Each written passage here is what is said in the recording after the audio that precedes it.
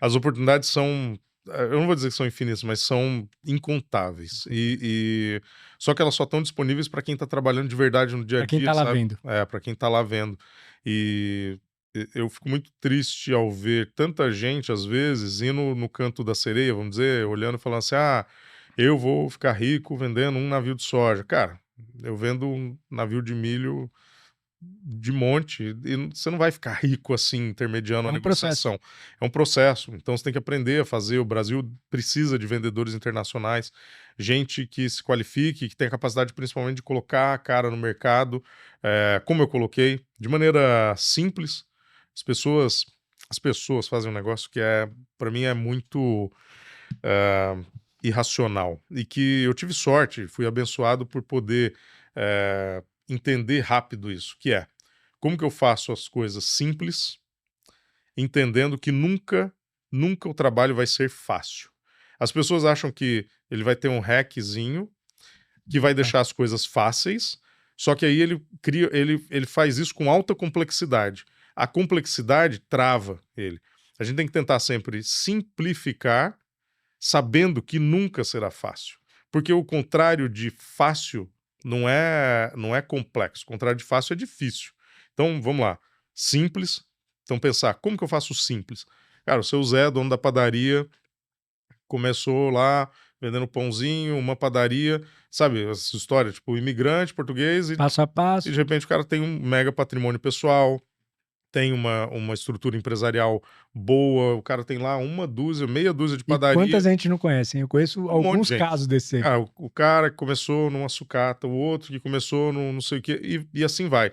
O que eles fizeram? Eles fizeram todo dia, com disciplina, a mesma coisa, bem feita, fazendo o simples e aprimorando esse simples. Sempre sabendo que não vai se tornar fácil. Exato. E não precisa se tornar fácil, porque sempre vai ser difícil. Se não for difícil, não tem desafio. Exato. E se não tem desafio, não tem tesão de trabalhar. Perfeito. As pessoas querem, tipo, qual que é o atalho? E pior que a internet tá cheia disso. Tá. E quem tá ganhando dinheiro pra caramba vendendo isso... É quem vende atalho. É quem vende atalho. Meu, próximo hack. Deixa eu te falar aqui, ó. Isso aqui vai mudar teu jogo e você vai ficar rico. E o atalho sempre coloca na cabeça do cara uma minhoca e um monte de complexidade. Cara, se alguém tá te vendendo complexidade, pode ter certeza que é errado. E se alguém te vende complexidade com facilidade, tipo, vai ficar fácil se você fizer isso. Não vai ficar fácil. E não tem que ficar fácil. Exato. Vai sempre ser difícil. Tem que continuar sendo difícil. Só que tem que ser simples. Faz ali, ó, arrozinho com feijão, e a partir dali você vai aprimorando. O Brasil precisa de muito vendedor internacional. O Brasil precisa de muito mais gente com capacidade de negociação internacional. O Brasil precisa de muito mais gente promovendo a sua indústria lá fora, nos diversos setores. Mas a gente precisa de gente fazendo isso. Sabe? Não é um robô, não é um marketplace que não vai vender acontecer automaticamente. Exato. Então, tem muita oportunidade nessa área, muita. Mas para quem tá começando, tem oportunidade? Tem. Cara, tem. Tipo, eu era garoto, tava lá 21, 22 anos, e pra mim funcionou. Sobra, né, a oportunidade. E tem muita gente fazendo as coisas acontecerem, só que as pessoas precisam se ligar que não vai ser fácil. Não vai ser fácil. Não vai, assim, vai ser complexo. Tem que fazer... quer dizer, vai ser difícil, por mais que simples pareça. Tem num curso de processos numa palestra de processos que eu sempre trago pro pessoal, que é o que o pessoal mais demanda, eu falo, meu último slide diz que é só processos e trabalho, tudo que você faz na vida tem que simular a água no rio. Ela vai pro lugar mais fácil, mais simples. É isso. Ela não inventa caminho, cara. Ela vai sempre no caminho mais curto e mais simples possível. Exato. É isso, eu acho que a vida tem que ser assim. E não quer dizer que vai ser fácil, é perfeito isso aí. Tem um monte de gente pra te indicar e não conseguiu te indicar porque você não tem equipe. Como que a gente faz? E aí depois, conversando com você me falou aquela frase da questão de, cara, você já não corria pra todas as empresas, agora você vai correr pra sua. É isso. A gente tem que convencer o Rodrigo a empreender. Foi isso. Bicho, empreende logo, bicho. Vai, se olhe como empresário. E o meu medo de empreender, na verdade, eu tava empreendendo. Você já tava? Eu tava empreendendo. Só que você tava com visão autônoma. Exato. Você tá vendendo hora, eu quero vender a minha hora. Rodrigo, caramba, para de vender a sua hora, coloca gente pra ter horas abaixo de você e começa a vender a hora deles. E você gerencia. Você tinha um bloqueio, cara. Eu não sabia escalar, eu não tinha noção de escalar. Eu lembro quando eu fechei um cliente, que era um cliente que veio da antiga agência, que na época era o meu maior cliente. eu fechei por um valor irrisório. E aí, quando eu fechei por um valor irrisório, eu falei pra você, fechei com ele, que da hora, olha só. Tinha que gerenciar 25 mil de mídia. Ó, fechei com ele, tá aqui, ó. Ele falou assim, você fechou por isso? É. Você consegue pagar alguém com esse valor? Eu falei, não. E como você vai escalar? Eu falei, não sei, eu vou fazendo, tá. E você vai ficar a vida inteira vendo, você não vai ter férias, você não vai ter nada, você não vai ter vida. A sua vida vai ser sempre a Apple. E aí, você vai viver a vida inteira, você vai aposentar? Você tava se escravizando. É. E eu falei, cara, verdade. E você falou, não. Fala com o empreendedor, ele te conhece, ele sabe como é, e fala que você precificou errado. E eu falei, tá bom. Falei pra ele que precifiquei errado, então você já era meu consultor nisso daí. Precifiquei errado, ele entendeu pra caramba, que ele tava achando até estranho mesmo. E aí ele adaptando os valores e começou tranquilo. E aí foi quando, depois de tanto levar martelada, eu falei, cara, eu vou realmente contratar. E aí eu falo que a Ripla começou ali, que é quando eu realmente comecei a empreender. Que é quando você começou a ter a visão de empresário. Isso. De empreendedor. E aí eu trouxe 3 pessoas para a equipe. Já como eu guardava dinheiro, eu tinha, se perdesse todos os clientes, eu conseguia bancar 6 meses de equipe. E você já chegou a ter 1 ano de caixa. Já. Bicho é, meu...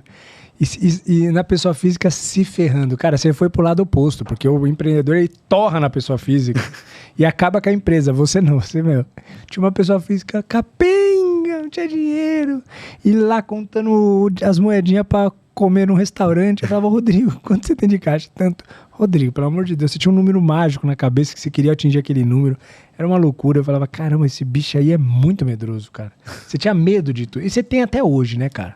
Sou menos, tenho menos. Eu tenho menos. Até porque eu acho que chega um momento que você começa a ter noção das coisas, tipo, no sentido assim, que nem hoje eu brigo muito com a... Você vai perdendo um pouco esse medo da... Você vai entendendo a realidade, assim, tipo, então, tanto que hoje eu sou muito preocupado com o meu valor hora. Então, assim, tipo, tem coisas que eu falo assim, cara, com a minha noiva mesmo, eu falo, vamos fazer isso. Não, paga alguém. Por quê? Porque eu prefiro trabalhar, que eu faço dinheiro e eu pago alguém pra fazer. É melhor. É isso. Porque senão, se eu ficar lá fazendo, eu vou demorar, não vai ter qualidade. E aí, tipo, eu vou perder meu dia inteiro que eu poderia produzir e fazer dinheiro pra pagar alguém pra fazer muito melhor e realmente ficar um negócio impecável. Que é exatamente o que eu falo pra quando o cliente que tem que fechar com a Replan. Exato, Fala assim, ó, você pode fazer você mesmo, marketing digital, você pode mexer no Google, você pode fechar com seu sobrinho que tá fazendo barato. Top. O problema é, seu sobrinho vai pegar vários clientes, ele não vai conseguir escalar e vai perder qualidade no atendimento contigo, porque ele tá fazendo muito barato. E você fazer sozinho, cara, você é empreendedor do negócio, cara, você tem que focar em outras coisas. E você tem que fazer o que você faz bem. Você vai ter que aprender a mexer na ferramenta para depois você realmente mexer. Então você não vai fazer com uma qualidade foda. Agora, se você jogar na mão do especialista e você sim, como empreendedor, entender de marketing e saber o que é possível na ferramenta... Ajudar na estratégia. Exato. Você começa a pensar estrategicamente, você abre seu leque, você tem alguém que você consegue delegar e falar assim, cara, vamos fazer assim, vamos conversar, vamos fazer assado. E aí sim você consegue decolar, porque você cresce com qualidade. Com qualidade. Alô? Sônia do RH? Oi, tudo bem? Sônia do RH? Você vai minar a energia dela. Sônia do RH. Sônia do RH, aí você fala, aí você pega e fala assim: fala, Sônia! Como é que você tá? A mina toma um susto, acorda pra vida. Ela tava 3, vai pra 10. Sabe aquela brincadeira que tinha nos parques de diversão, que você batia com uma marreta assim, o negócio subia? A mina sobe, cara, de 3 pra 10. Fala, meu! Aí ela, ué? Aí até que nem assim, né? Fala, Sônia, beleza? Aqui é o Jordão. Aí ela acorda pra vida, né? E fala assim, começa a processar e tal. Jordão? Jordão? Ela não tem coragem de dizer quem é você. Porque ela acha que ela acha que me conhece. Que te conhece. Porque só uma pessoa que conhece ela faz isso com ela. A mãe dela faz isso com ela. Sim. Olhe lá. E olhe lá, é isso aí. Então, ela fica... Jordão! Fala aí, meu, como é que eu posso te ajudar? Já fica assim. Eu tô te ligando que eu venho do copo d'água. A mente dela tá aberta. Exato. Ela já gosta de você, porque ela tava desanimada. E precisa disso. Precisa disso. Quando você pega alguém, a pessoa te traz por cá. Por que faz a diferença? Faz a diferença realmente você começar uma empresa num WeWork da vida na Faria Limer. Em vez de... na garagem de casa em Guarulhos. Garagem de casa em Guarulhos, travessa em cima de um posto de gasolina. Porque ali o WeWork na Faria Lima transmite confiança, firmeza. É isso. Porque quem compra é mole. É a pessoa mole, cara. Mole, desanimada com a vida. Ele precisa fazer negócio com uma pessoa firme. Então, se o vendedor firme transmitir firmeza, então você pode transmitir através de um escritório na Faria Lima, você pode transmitir através da sua roupa, do seu visual, você pode transmitir através da sua fala, você pode transmitir através do portfólio que você já tem. Tem várias maneiras. Caraca, Jordão. Mas do seu aperto de mão, do fato do seu cartão de visita não ter nenhum amasso, que você tirou de uma carteira que tá novinha, que você... cara, se alguém usa caneta, né? Quando você vai na reunião com o cliente, você não pode levar uma caneta que não tá cheia. A caneta tem que estar cheia. A caneta pela metade, o cara não faz negócio com você. Você nem sabe. Ele também nem sabe te dizer. Nem ele sabe. Mas ele não gostou da sua caneta Bic que tá pela metade. Ele não gostou do seu caderno que tem uns amassos nas bordas. E que você abriu, você não procura, tá demorando pra achar o negócio. Ele não gostou da sua camisa que tá meio torta. E você tá 60 dias sem cortar cabelo. E ele nem sabe. Ele não sabe só explicar, sente. Mas ele sente, a mente dele fala, esse cara não é de confiança, não. Se ele não consegue cuidar do cabelo dele, ele vai cuidar da sua empresa. Ele não cuida da unha dele, vai cuidar da sua empresa. Ele não cuida de uma caneta, vai cuidar da sua empresa. Olha o caderno amassado dele, ele vai cuidar da sua empresa. Demonstra desleixo. Desleixo. Então, assim, os compradores precisam de firmeza. O vendedor que não é firme, que tem medo... Desculpa aí, eu não quero te atrapalhar, é só 5 minutos do seu tempo. Ninguém faz negócio com uma pessoa dessa. Agora, se você liga com firmeza... Cara... Vamos trocar ideia, preciso falar disso. Como que tá lá tal coisa? Tua vida nunca mais será a mesma se você fizer um podcast nessa sala, cara. É isso. Vai custar 10 mil reais você fazer um podcast pá. Primeiro episódio tal. Assina logo aí, cara. Vamos, firmeza, assina. Coragem, assina aí. O cara assina. É isso. Agora, um vendedor... Não, tem que ver. Desculpa aí. Tava uma vez fazendo uma mentoria pra uma mina. Um cara pediu. Fui na reunião com o cliente. Aí, eu aqui, o cliente ali. Cara, você foi acompanhar a mina aqui, sim. Que legal, bicho. Aí a mina aqui, o cliente ali. Personal vendedor. Personal coacher. Personal coacher. De venda, sales coacher. Que legal disso. Você faz isso ainda, não? Faço. Que legal. Aí a mina, eu vendi o peixe pro cara que eu era vendedor novo na empresa. Estagiário, acabou de chegar. Aí ela... Eu só escutando. Ela falando do produto, da parada dela, do serviço. Aí uma hora ela saiu da sala para imprimir a proposta. Aí eu fiquei conversando com ele. Tinha 2 pessoas, né? Aí ela voltou com a proposta, né, impressa naquelas pastas grampeadas, né? E deu pro cara sem abrir. Deu pro cara. Só trouxe uma cópia pra ele. Ele não trouxe uma cópia pra ela. Deu uma cópia pra ele e ficou na frente dele. Esperando. Sem cópia nenhuma. O cara abriu, virou as páginas, nem leu direito, foi pro preço. Eu olhei que ele viu o preço. Ok, entendi. Fechou. Agora eu vou voltar pra empresa. A gente vai voltar pra empresa, a gente vai analisar e te retorno semana que vem. Obrigado. Levantou da cadeira, ela saiu, levou ele pra porta. Aí quando ela voltou, e aí, como é que eu fui? Aí comecei do fim. Por que você deu a proposta pro cara e não revisou com ele, né? Por que você não não trouxe uma cópia para você e ficou lendo junto? Aqui, meu amigo, a primeira página tem isso, a segunda página tem até aqui. O ritmo. Tem isso, né? A segunda tem aquilo. Ela ia humanizar a proposta, que deve ser um texto super chato. Ela ia humanizar. O que isso quer dizer é que não sei o quê. Esse negócio, esse SKU é usado lá nos hospitais mais top da Inglaterra. Ela ia humanizar.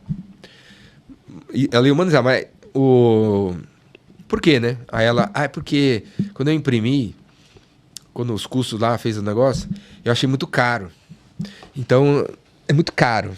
Então, eu não quis falar do preço na frente dela, porque eu dei, porque eu tava achando muito caro quem tá cobrando.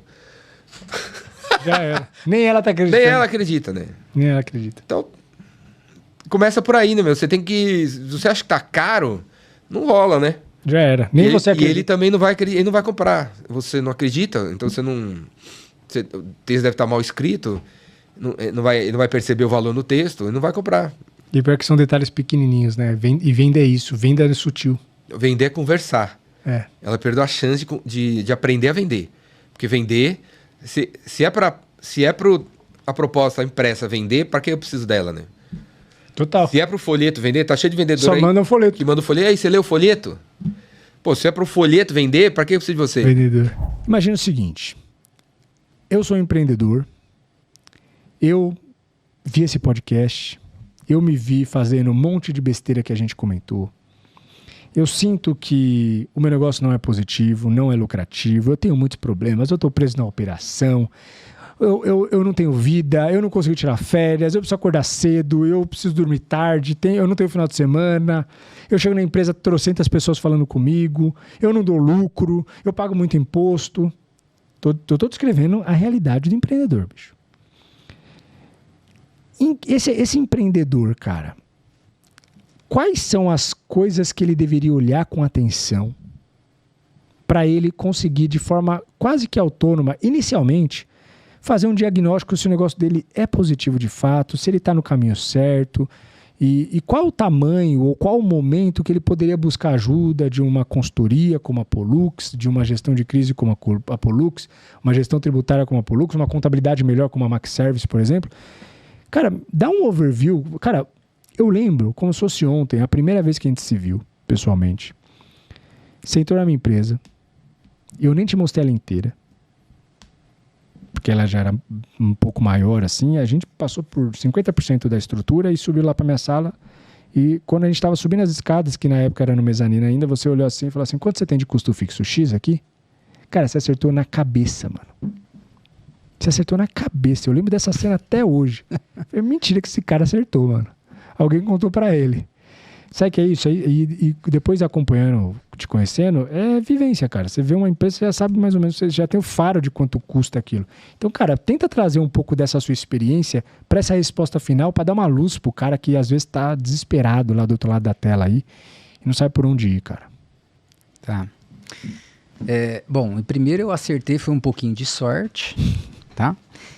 Mas você acertou na cabeça, então, isso aí foi foda. O na cabeça foi um pouquinho de sorte. Agora o valor próximo foi repetição. É isso. Então, uma das coisas que eu deixo aqui para todo mundo que empreende, e quando eu falo empreende, não quer dizer que você tem que ser ter especificamente o seu negócio. Você pode muito bem criar uma carreira dentro de uma empresa também. Total. E o que eu acho que a gente tem que entender, até para você não entrar em alguns buracos, né? Algumas coisas são inevitáveis, principalmente para quem gosta de tomar risco e fazer. O empreendedor tem muito isso. Mas eu acho que um negócio muito legal para eu falar aqui hoje é o seguinte: como que a gente fica bom em alguma coisa? Né? Meu pai sempre falou, cara, você tem que ser bom pelo menos em alguma coisa, mas muito bom em alguma coisa, né? Eu acho que é repetição. Repetição, repetição, repetição, e repetir, condicionamento operante total. Só que nessa repetição, você vai acertar e errar muitas vezes. E você tem que ser humilde o suficiente para você olhar onde você está errando, né? Eu que faço gestão de crise, vejo, a semana passada eu estava com outro cliente. Aí ele sentou comigo e falou, cara, eu sei que eu fui para esse caminho, fui para aquele, foi um pouco de emoção, foi decisões erradas, mas eu tenho consciência. Mas agora eu preciso acertar, porque eu sei fazer. Então o cara é especialista na repetição. Sim. E ele foi humilde o suficiente para entender que ele errou. Porque tem outros também que falam, não, mas foi o meu gestor, não, mas foi o meu sócio. Ele não puxa a responsabilidade para si. E ele não puxa a responsabilidade para si. Então, primeiro ponto, se você está em um momento que você acha que você está com algum problema, primeiro, pé no chão, humildade. Se tem coisa ainda errado, há uma probabilidade muito grande de que você fez alguma cagadinha. Então você precisa revisar o que você está fazendo. Perfeito. Você precisa entender os pontos principais da sua empresa. E eu vou deixar eles aqui, ó. São as suas vendas, é a sua conta principal e o seu planejamento tributário. Explica essa conta principal. Tá. Explicar a conta principal. Numa fábrica, qual que é a conta principal que você não pode errar? Matéria-prima, insumos, mão de obra direta. Na transportadora qual é? Combustível, manutenção de frota ou terceiro agregado, né? Numa clínica médica, insumos e mão de obra direta, dependendo do tipo de clínica. Sim. Numa distribuidora, que é muito comum, o seu estoque. E o pessoal costuma muito administrar o estoque no cheirinho. Sim. E não saber na íntegra o quanto tem. Você já teve um problema de estoque no passado, você sabe do que eu estou falando. Então, esses 3 pilares... E basicamente, a conta principal é qual é a conta, qual é o gasto que você tem lá no mês a mês que representa um grande percentual. É aquilo. Lembra que você falava Toda assim? Toda conta tem uma conta acima de 40, próxima a 50. A gente estava lá, eu lembro de um dia numa análise de DRE que a gente não estava dando o lucro que eu esperava, lá no comecinho. E aí eu tava tentando, aí eu falei assim, eu vou cortar gente, eu vou economizar, eu preciso vender mais, tal. E você falou assim, cara, aqui ó, vidro e fornecedores. 1% só. Você perguntou assim, quanto você queria estar dando a mais? Assim? Eu falei, X. Aí você fez umas contas e falou, ó, aqui ó, reduz 1% em vidro. 1% você consegue? Eu falei, já tá apertado. Consegue 1%. Negocia com o fornecedor e consegue 1% de desconto. Você falou que não dava. Aí eu falei, não dá, já tá apertado. Ele falou, abre concorrência, abre um bid. E aí quando você fala que não dá, fica falando, não, mas a pessoa que trabalha comigo é super de confiança, não faria nada de errado. Mas não é a questão de ela fazer algo de errado. Exato. É a questão de eficiência. E a gente viu antes, tá? A gente viu antes. O que a gente fez? A gente mexeu 1% na conta principal. Sobrou aquele dinheiro. Deu EBITDA. E aí faltava poucas parcelas daquele empréstimo, equalizou. Acabou, e já era. Virou vaca então inteira. É isso, cara. É conta principal. Isso aí é um negócio que eu sempre obviamente olho. O fundo de comércio, que são as vendas, o negócio em si, a conta principal e planejamento tributário. E responder uma outra questão sua. Em que momento que uma pessoa como essa, em que o negócio precisa ter alguém, precisa ter algum especialista do lado e tal? Eu vou devolver a pergunta para você hoje. Em que momento que você precisa ir no médico? Só quando você está doente? E o preventivo não existe, não? E o preventivo não existe? Não existe manutenção preventiva do seu carro? É só quando ele quebra que você manda arrumar? Então, a ideia é você ter alguém para ajudar você a maximizar os seus resultados o tempo todo. Eu criei um projeto chamado A Grande Família, que substituiu a retrospectiva, que também era a tua provocação minha. Eu falei, o retro é chato pra caramba, ninguém aguenta mais isso. 20 minutos de foto, deixa eu gravar, fazer fotos e fazer um vídeo da sua rotina com o seu filho. E aí isso bombou, cara. O primeiro filme que eu fiz, assim, assustou o Kid Biruta inteiro. Quando chegou lá o quadro da foto que eu fiz, a gerente do buffet chegou, Rodrigo, como você é responsável? A Carol Figueiredo, só tinha ouvido. Rodrigo, você é responsável? Que foto é? Você não trocou ainda a foto que vem com quadro pela foto dos pais? Aí eu falei, calma, Carol, essa é a foto da família. Ela olhou e se emocionou com a foto. Caraca, achou que era a foto que veio. Sabe aquela foto que veio do quadro? Sei. Não, essa é a foto. Ela ficou assustada, apavorada com a foto, que era uma foto realmente muito bem desenhada, linda. E quando passou o filme, o buffet inteiro foi às lágrimas, assim. E aí a gente estava respondendo para o mercado uma necessidade que eles não conheciam. Você criou a necessidade. Exato. Nem se perguntasse antes disso, o que dá para melhorar? Não sei, tá bom. Exato. Só que quando você fez, já era, que virou padrão. Virou padrão. Eu sempre acreditei em um mundo onde a gente gera demanda e não só atende demanda. Exato. Então esse é o mundo que eu quero viver. Gerando demanda. Gerando demanda criativa para que as pessoas possam comprar. Legal, isso aí. E essa frase é forte, porque muita gente tá... o meu mercado não tem demanda. Então gera. Exato. Descubra como gerar demanda. E aí a gente começou a gerar essas demandas criativas para o mercado do evento infantil. Eles começaram a comprar essas ideias. É mais infantil, né? Exato. E eu sentava com os clientes para conversar, era diferente.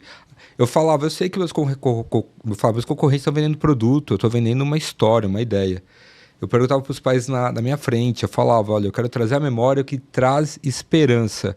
Qual é a história que você quer contar para os seus filhos daqui 10 anos? Caraca. E aí os pais, muitos choravam na minha frente, assim. E eu falava, é sobre isso que eu vou fotografar. Eu não consigo te explicar minha fotografia pelos meus álbuns, mas a resposta são vocês. A resposta nunca é uma pessoa com a câmera, a resposta é um relacionamento. Então, para você ser documentado, você precisa acreditar em quem está te documentando. É uma troca muito verdadeira, sabe? Então, a gente troca isso. Fala, não, estou te respondendo com aquilo que eu amo fazer. A máquina, a CU, né, que eu criei, vejo você. É o que eu vejo através das lentes, são as histórias que eu estou vivendo.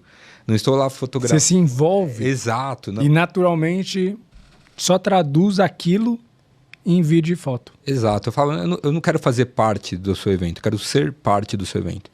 Eu quero ser parte dessa festa. Então, isso muda todo o contexto de como eu enxergo isso. Aí foi a minha primeira decepção profissional. que eu não entendi e não aceitei o CLT. Foi a primeira vez que eu falei, mano, isso tá errado. Porque eu trabalhava como auxiliar de cobrança de um cara, que era o cobrador assim, oficial, tinha eu e mais um. Nós tínhamos uma meta, o que a gente fazia? A gente recebia cheques e coisas atrasadas dos clientes e a gente tinha que ligar para o país inteiro para cobrar o recebimento daquilo. E aí nós tínhamos uma meta diária de ligação versus uma meta mensal de cobrança, de recebimento. Eu tinha que bater aquilo. Eu trabalhei 4 meses lá. Foi a primeira vez que eu fui demitido. E a única. Por quê? Porque eu entendi o seguinte, eu tenho a minha meta. Então a minha meta era 10. Eu calculava sempre 25% a mais, eu fazia 12,5. E eu sempre fui da igreja. Então sobrava tempo. Mas eu não fazia de qualquer jeito, fazia direito mesmo. E eu catava, eu era coordenador do grupo, eu fazia uma arte, alguma coisa sempre voltada para tecnologia, e às vezes eu usava.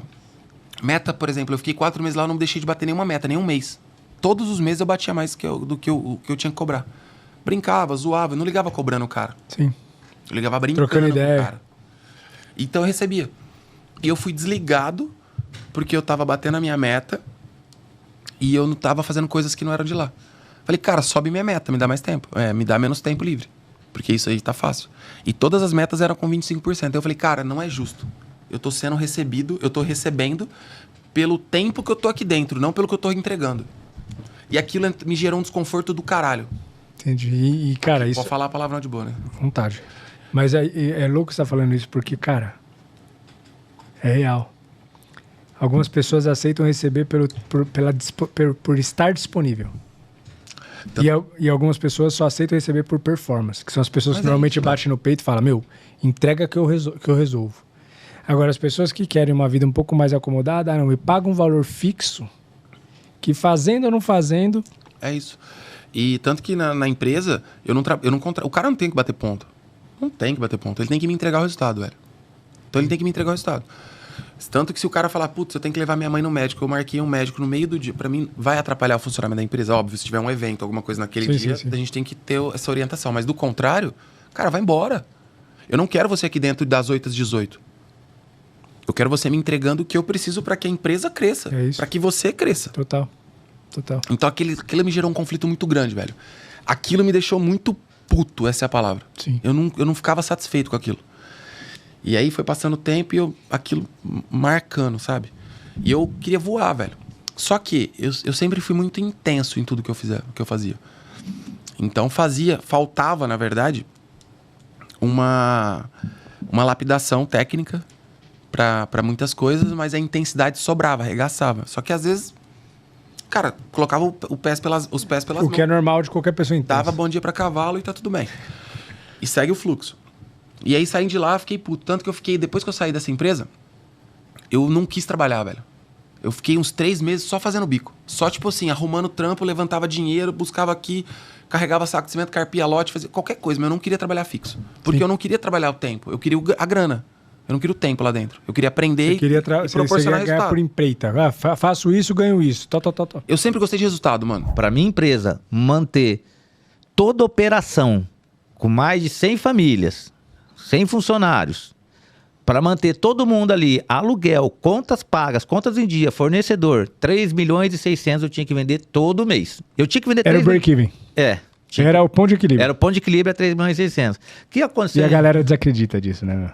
A gente que é empresário, fala aí, meu. Tiagão, põe em mim aqui. A gente que é empresário, quando eu falo o break-even da minha empresa, a galera desacredita. E a galera acha, não, faturando 4 milhões e meio, 3,600. Não, pô. E eles acham que... Acha que você tá ganhando dinheiro. Acha que você tá ganhando dinheiro. Não, e assim, e outra coisa, eles acham que quando a gente fala de ponto de equilíbrio, quer dizer que qualquer valor acima vendido é lucro. E também não é. Não, pô, não. Porque a cada dinheiro que você vende acima, tem uma margem de contribuição que você vira. Né? Então, enfim, mas... Olha isso. Todo mundo acha que crescer é maravilhoso e tudo mais. E eu enfrentei essas dores de crescimento. Esse foi um dos motivos de eu querer trazer alguém aqui para trocar essas ideias. Porque eu também quase me ferrei. Mas assim, nossa, em 2022, também final de 2022, foi uma loucura pra mim, assim. E foi assim, muito parecido com a tua história. E cara, quando você cresce, tudo fica difícil. Você vai, é tipo um barquinho, você é uma lancha, você é um jet ski inicialmente, que qualquer curva você faz, depois você vai pra uma lanchinha. De repente você olha pra você é um navio, cara. Quando você olha uma ilha à frente e você fala, vamos bater, um iceberg à frente e fala, vamos bater, o tempo de você desviar dele é muito grande. Você não consegue fazer uma manobra muito rápida, porque você tá muito grande, como você falou. 3.600 para break-even. Eu vou te falar uma coisa, viu? Para subir, para chegar a um faturamento desse, pô, a gente usou estratégia, tudo. Cara, foi lindo, maravilhoso. Toda a história que nós utilizamos de vendas, de marketing e tal. Cara, demorou anos, né? Desde 2017 até 2022. Fih, mas para cair, rapaz do céu. Parece que você tá a 1.000 por hora e bate num paredão e fala, cara, o que aconteceu? O que aconteceu? O que eu fiz de errado? Putz, você não consegue descobrir, cara. É difícil, assim, até hoje, né? Hoje nós estamos em 2024, cara, eu sento às vezes numa mesa de bar e falo, cara, caramba, onde eu errei, bicho? Eu sei, eu entendo. Felipe, eu não digo que eu errei. O que eu sempre analiso? Cara, existe o caminho, direita e esquerda. Qual a decisão que você vai tomar? Eu vou tomar a decisão de ir para a direita. Ela vai ter uma consequência ali. Não tem certo e errado, ela só tem uma consequência. Qual foi a consequência? A consequência foi que em janeiro eu faturei 1.200.000, mantive... Aí eu tinha o caixa da empresa. Opa, vamos segurar. Vamos segurar, pô. Carnaval, brasileiro só volta depois do carnaval, não, fica tranquilo. Fevereiro, vendemos 1.700.000, aumentou um pouquinho, pô. Tá voltando.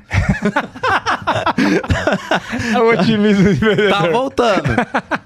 Eu não fechei nada, nenhuma operação, tá? Nada, não mandei ninguém embora, nada. Não. Confiança. Na confiança. Na confiança das coisas melhorarem. Alguns funcionários já começaram a sentir o baque. Por quê? Pô, você começa a parar de comprar material do fornecedor. O pessoal sente o clima. Isso. Aí alguns começaram a sair e tal, mas eu ali não demiti ninguém. Caraca. Mantive toda a operação. Segurei banco, tal, você negocia aqui. Você começou a sentir que começou a vir menos lead? Pô, bem menos. E a conversão também começou a cair? Não é que veio menos lead, o lead veio proporcional. Nós tínhamos venda, só que nós tínhamos crédito, não tinha aprovação. Não aprovava, porque 80% das nossas vendas não eram à vista, era financiamento. E o que aconteceu? O financiamento travou, acabou meu giro, assim, entendi. Sabe? E o que aconteceu? Em março... Cara, em março pra nós foi um desastre. Assim. Caraca, aí talvez deveria já ter acendido o alerta. Mas ainda tava naquela levada assim, brasileiro tá pagando conta, tá pagando IPVA, tá pagando não sei o quê. Mas não era falta de demanda, era falta de crédito do banco. Falta de crédito de banco, isso. Só que eu falei, cara, como eu sou... Vai voltar. Felipe, eu já vendi mais de 417 milhões através do WhatsApp. Caralho. Então, assim, pô, um dos maiores vendedores do WhatsApp do Brasil vai deixar a coisa morrer? Não vai. Pô, vamos vender esse troço, vamos pra cima. Só que nesse contexto, eu já comecei a perder muito vendedor. Pô, o cara não tá indo bem. Aí, boato... Porque o vendedor também começa a desmotivar que ele tá fazendo a venda e o crédito não aprova, a comissão não entra. E aí, o que aconteceu nesse meio tempo? Eu vou entrar um pouquinho mais pra frente depois nesse negócio aí, que tivemos consumidores finais em atraso, né? Em março, quando a gente pensou, pô, vai voltar. Cara, nós vendemos 600 mil. Nossa. Aí, para manter a operação com 3 milhões, por quanto a gente tinha de caixa? Nem se eu tivesse 50 milhões. Não dá. Nós mantivemos essa operação durante 6 meses sem mandar ninguém embora, sem demitir nada, sem demitir ninguém. As pessoas começaram a sair, começamos a fazer acordo, só que, cara, no 7º mês a gente não tinha mais nada. O banco arrastou, fez aquele arregaço e tal, cara, e enfim. Tomou crédito? Pô, bastante, né? Bastante. De banco? Não, de banco. Mas, eu já vinha com crédito tomado porque eu fazia importação, entendeu? Então, eu já tinha... Você já girava crédito, mas estava controlado no seu fixo. Estava controlado. E a gente tinha o nosso... Nos 3.600 estava inserido. Tava. Só que, cara, eu briguei naquele contexto. Não, pessoal. Então, por isso que eu tô falando. Tem 2 direções para você seguir. Eu escolhi não demitir ninguém. Porque assim, pô, vou mandar todo mundo embora. Porque assim, se for um empresário das antigas, que eu sempre brinco, o empresário das antigas chega e fala assim, manda todo mundo embora, fecha as portas, pá. E manda mesmo, não tá nem aí. 50% da folha, pode vir sindicato, não sei o quê. Cara, eu escolhi assim, gente, não vou mandar ninguém embora, a gente vai reagir, nós somos dos melhores do Brasil. Mas, cara, eu quis combater uma coisa que... Mente vendedora. Mente vendedora. É o que você falou no começo. Mente vendedora, cara. Não, o negócio se resolve com venda e esqueci da gestão. A gente tem a regra dos 2 minutos, que eu vi que um convidado seu também falou dessa questão. E eu achei o máximo. Falei, puta, pratico isso também. O que eu consigo resolver em 2 minutos, já tira da frente. Já resolve isso, você não vai ficar alimentando isso, hoje. Cara. Falei pra ele hoje, problema pequeno. coisa pequena para fazer, 2 minutos, faz. Porque o tempo de se anotar, depois lembrar, depois... É mais demorado do que os 2 minutos. E quando você começa a desenvolver essa prática, é impressionante a quantidade de coisas que você consegue fazer em 2 minutos. É claro que um desenvolvimento, algo mais estratégico, analítico e tal, você precisa de mais tempo. Sim. Mas as coisas do dia a dia, da rotina, é muito rápido. Você tira da frente. É muito rápido. E você vai tirando da frente. Porque tem muita gente, e eu já tive esse costume, tudo que chegava eu anotava. Tá. Cara, meu caderno ficava gigante de tarefa. Depois eu comecei a fazer isso. 2 minutos eu não anoto, eu faço. Perfeito. Eu desenrolo. Isso aí. Cara, a produtividade vai lá para as alturas. E porque existem algumas tarefas, Felipe, que alguém te pede para falar assim, puxa, fala pro Felipe tal coisa, solicita pro Felipe tal coisa. Aí você vai lá e vai anotar. E tá com o celular na mão, às vezes tá com o celular do lado. Se você pega o WhatsApp do Felipe e já manda, fala, Felipe, pronto, tá resolvido. Mais rápido até do que anotar. Mais rápido do que anotar. Isso. E isso é um costume que muita gente peca. Eu pecava nisso também. Então, ó, gente, coisas que se resolvem até 2 minutos, já faz. Faz na hora. Sabe quando eu comecei a ter mais essa prática? O que eu fazia? Eu chegava no final do dia com aquela sensação de que você não conseguiu fazer 1/5 do que tinha que ter feito, sabe? Você fala, nossa, trabalhei demais e, bicho, não fiz nada. Não que todo dia eu chego no 100%, vai melhorar um pouco. Sim. Mas por que eu fazia? Eu gosto muito do papel ainda, né? Eu gosto da tecnologia, eu uso muito a tecnologia, mas não consigo... Livro, por exemplo, eu não consigo ler também de forma eletrônica. Não gosto. A Raíssa tem um Kindle, já tentei. Também não consigo, cara. E caderno, eu uso caderno. Caderno, eu também uso caderno. Assim, vou falando, Canetas eu tô aqui assim, cadê meu caderno? Aqui, ó. E, cara, eu não abro mão da Bic. Eu gosto da vermelha, da preta e da azul, porque eu sou visual, aí eu preciso trabalhar com cores. Perfeito. E aí, o que acontecia? O que eu fui identificando, né? Eu escrevia as tarefas, as atividades que eu tinha que desenvolver naquele dia no caderno e as reuniões na agenda de papel. Hoje, de tanto time brigar, eu uso o Google Agenda compartilhado, mas tem agenda de papel. E às vezes eu só marco nada de papel, e aí eles falam assim, tem uma reunião tal. Eu falei, não, mas eu tô em outra reunião. Você marcou a reunião do papel. E eu marco no Google. Eu tô melhorando. Mas funciona, viu? Papel funciona demais. Funciona. E aí, o que eu percebia? As tarefas que estavam relacionadas no caderno, elas não tinham tempo e espaço para se realizarem na minha agenda, porque a agenda era lotada de reunião. Então, aí eu consegui entender que eu precisava de um tempo também para realizar essas atividades que hoje eu escrevo na agenda e tiro da frente essas de 2 minutos aí. Mudou minha vida. É isso. Um serralheiro, um vidraceiro, hoje, qualificado, tira lá seus 5, 6, 7 CLT. Não é pouco dinheiro. Não, é um bom dinheiro. Quando você fala que... Se eu te falar que já teve vidraceiros ganhando 12 mil reais, tem gente que não acredita, ganha mais que engenheiro. Claro, mas de fato é assim. Isso está acontecendo com a construção civil num todo. O eletricista, o pedreiro, o gesseiro, o vidraceiro, tá faltando essa turma. E quem é bem qualificado tá bem empregado. Não falta trabalho, tá lotado na agenda e tá cada vez mais caro. Só que você pega essa molecada de 20, 25 anos, eles não querem, e quando entram na empresa, são extremamente passivos. Os caras, eles não querem fazer hora extra quando necessário, se precisar chegar um pouco mais cedo, não querem. Quando precisa fazer curso, não se candidatam. Bateu o horário, tchau. Não faz nada mais do que precisa. Quando necessariamente precisa fazer só o que precisa, também não faz o que precisa. Isso. Não tem visão de longo prazo. A gente chama pra conversar, porque aí fala, a culpa é do empresário, que não traz projeção pro cara. O cara não tem projeção. Não quer. Você fala assim, o que você pretende para os próximos 2, 3 anos? Eu vejo que você tem muito potencial, você é um cara esperto. Se você ficar aqui durante 3 anos, a gente consegue transformar você em um profissional, tal. O cara não quer. Não quer. Tudo que você está falando, Felipe, eu atesto para você que eu já ouvi isso pelo menos umas 40 ou 50 vezes de empresários de todos os tipos. Todo mundo fala a mesma coisa que você. E eu lá no interior, né, que eu fico muito tempo lá em Itatiba, então eu vou lá, você chega no calheiro, no calhista, né, e fala, poxa, aquela calha que eu encomendei, por que não chegou até agora? O cara, olha na minha oficina, seu Raul, vê quantos funcionários eu tenho. Perdi 3 essa semana. Entendeu? É tudo assim. Eu tenho um primo que tem uma loja muito boa, vende produtos de alimentação, né, de uma fabricação suíça, muito boa. O dia eu fui visitar lá no sábado, fui comprar um dos produtos dele, e ele a mãe e uma única funcionária. Em pleno sábado, lotado de gente, tinham faltado 3. Nossa. Quer dizer, avisando de última hora. Não vou poder ir hoje porque acordei doente, acordei no pleno sábado, que é o maior movimento. E isso em tudo quanto é canto. É chamado um apagão de mão de obra, que quando eu vejo esses discursos políticos da pessoa falando, não, vamos gerar empregos, eu quero saber quantos empregos o senhor vai gerar. Não está faltando. Claro, tá sobrando. Está sobrando. Toda empresa, a minha empresa hoje, está contratando. Todo mundo que eu converso estão contratando. Por quê? Porque tá faltando gente. E só que não passa no crivo, né? Porque o cara é 0,0. Só você marca entrevista, você liga para as pessoas para marcar entrevista, você marca lá 10 entrevistas. Tudo bem, sempre teve, desde que eu comecei a empreender, a gente tem quebra, né? Então a gente marca lá 10 entrevistas, vinham 7, vinham 8. Hoje em dia você marca 10 entrevistas, vem 2. Exatamente. Vem 2. Você fala, cara...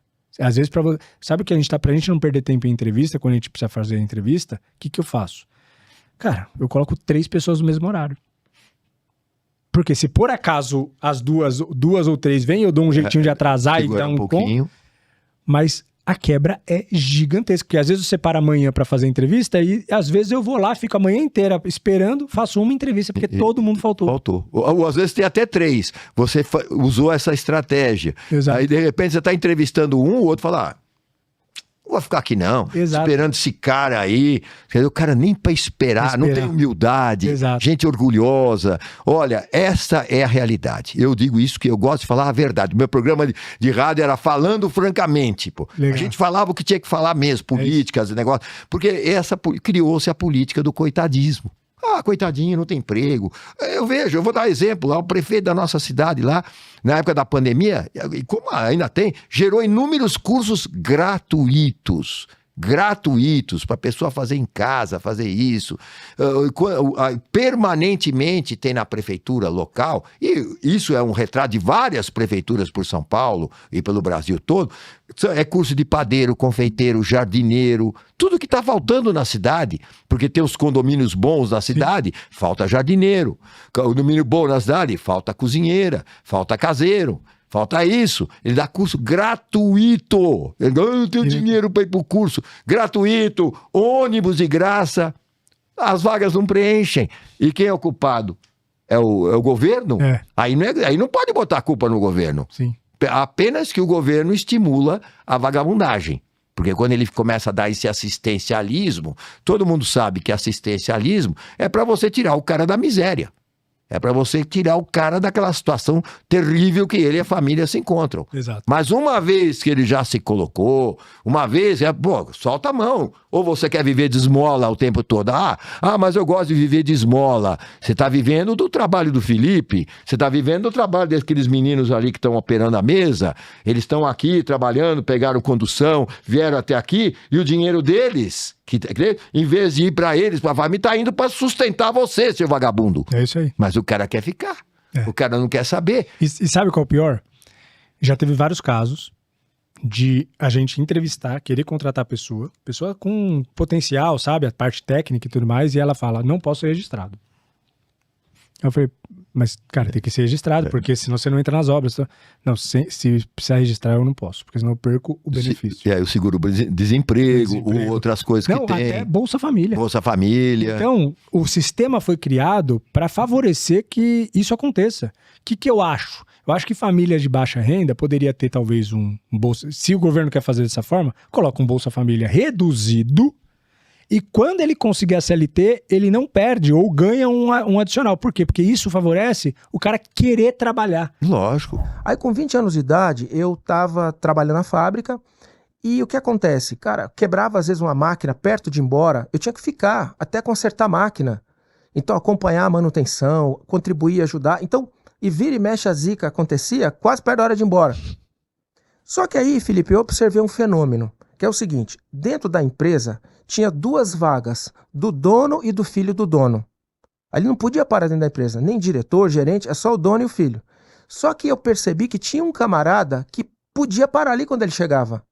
Ele vinha de paletó, gravata, bem arrumado, perfumado, e esse cara podia parar ali. Eu observei aquilo ali, e o dono abraçava, tratava ele bem.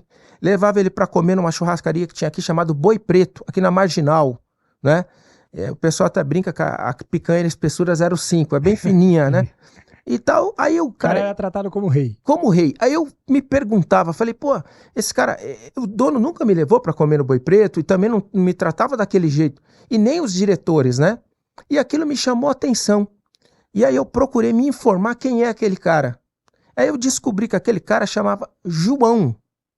E me falaram que aquele cara era um representante comercial. Eu não sabia o que era isso. E aí eu fui informar e tal, tinha o seu Raimundo do Moinho, e que era um cara, sabe esses caras que são bem informados? Ele é o cara da fábrica, mas ele tem informado. O cara penetra em todos os setores, assim. É o cara que é o líder da Rádio Peão, só que é um cara inteligente. Sim, sim. Né? Eu falei, seu Raimundo, ele falou, ó, esse representante comercial é uma espécie de vendedor, né? Cara, e aquilo ali ficou na minha cabeça. E aí eu fui pesquisar um pouco mais. Cara, eu descobri que esse cara ganhava 4 vezes mais que o meu diretor. Caramba. E esse cara também descobri que ele não tinha 4º ano primário. E na época eu tava fazendo engenharia. Aí eu pensei comigo, falei, cara, se eu estudar pra caramba, for bom, e um dia chegar a ser diretor, ainda assim vou ganhar 4 vezes menos que esse cara. Então essa foi a primeira lição que eu tive na minha vida. O mundo paga mais quem vende do que quem produz. Caramba. Foi uma lição que virou a minha chave e com 20 anos de idade, eu fiz um curso por correspondência no Instituto Denver do Rio de Janeiro, de representante comercial. Tem até hoje. Que legal. Você botar no Google, Instituto Denver, curso representante comercial. São 4 apostilinhas verdes, EAD, tá? Mas como é que era o EAD? Você lia a apostila, no final tinha uma folha que você destacava, fazia o teste, mandava múltipla escolha pelo correio, um mês mais ou menos vinha o retorno. Caramba! E tal. E aí eu fiz esse curso aí de representante comercial. Me encantei, falei, pô, esse cara ganha 4 vezes mais que o meu diretor, eu vou aprender comercial. Mas eu não aprendi. O curso ali, ele ensinava o que é um pedido. Era o Corsesp, a lei do... E o pessoal imprimiu a lei do Corsesp, né? Mas eu pelo menos aprendi o que era um pedido, uma ordem de compra. Que estava querendo descobrir o mundo. O que é um funil, o que é uma prospecção e tal. Foi o básico, o verbo to be. Mas ali foi uma coisa que eu falei assim, pô, eu me empoderei e falei, eu sou um cara que eu já tenho alguma formação nessa área aí, né?